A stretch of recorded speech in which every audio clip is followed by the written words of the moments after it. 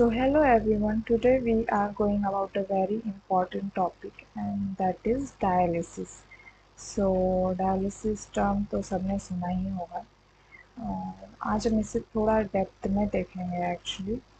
सो अगर डेफिनेशन से स्टार्ट करें, सो डेफिनेशन क्या बोलता है? It's an artificial process. ठीक है, आर्टिफिशियल प्रोसेस क्यों है? क्योंकि हम जो है वो खुद ही बनाते हैं इसको। ठीक है, now इसका क्या है work function? It's use to remove the water and waste substances from the blood when kidney fail to function properly. ठीक है, अब देखो क्या होता है कि जैसे किडनी हमारी होती है, ठीक है, तो अगर हमारी किडनी है, ठीक है, तो हमारी किडनी का काम क्या होता है? ठीक है, बीन शेप्ड किडनी है, थोड़ी अजीब दिख रही होगी but okay, it's our kidney.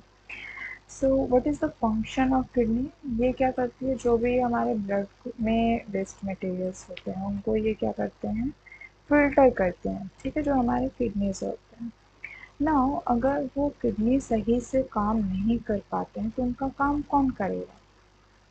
अगर काम नहीं होता है तो फिर हमारा ब्लड इम्प्योर रहेगा, दैट्स नॉट गुड। तो वो काम जो है वो हम डायलिसिस के मदद से जो है वो करते हैं या कराते हैं। ठीक है, सो वही लिखा हुआ है कि use to remove the water and waste substances from the blood जब किडनी सही से काम नहीं कर पाती। I hope definition is clear to everyone.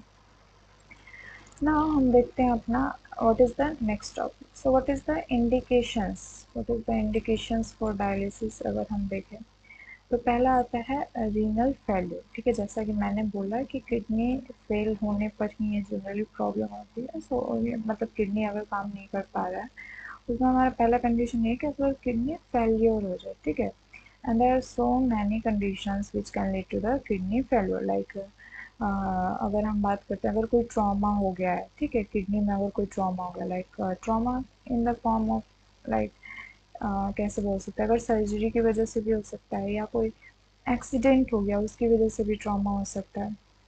और इन केस लाइक हमारा किडनी है ना, I hope kidney structure is clear to everyone. This is kidney and okay, थोड़ा हाँ ठीक है, किडनी हो गया एंड समवेयर हियर कंसिडर करते हैं कि हमारा यहाँ पे ब्लैडर है। ठीक है, और यहाँ से जो है वो इस तरीके से हमारा यूरेटर गया हुआ है। ठीक है, अब अगर इसमें भी कहीं ब्लॉकेज है, ठीक है, ब्लॉकेज है, that could also lead to the kidney failure. ठीक है, तो there are several conditions actually जिनकी वजह से किडनी फेलियर, और वहाँ पे जो है वो हमारा उस कंडीशन में वो ब्लड क्या होता है, फिल्ट्रेट नहीं हो पाता है, तो वहाँ भी हम ये डायलिसिस को यूज़ कर सकते हैं। या फिर जीएफआर, जीएफआर आई होप सबको पता होगा। GFR is glomerulus filtration rate, मतलब जो ग्लोमेरुल होता है, ग्लोमेरुलस होता है, वो उससे फिल्ट्रेशन का रेट को बोलते हैं, वो हमारे ब्लड को प्योरीफाई करते हैं।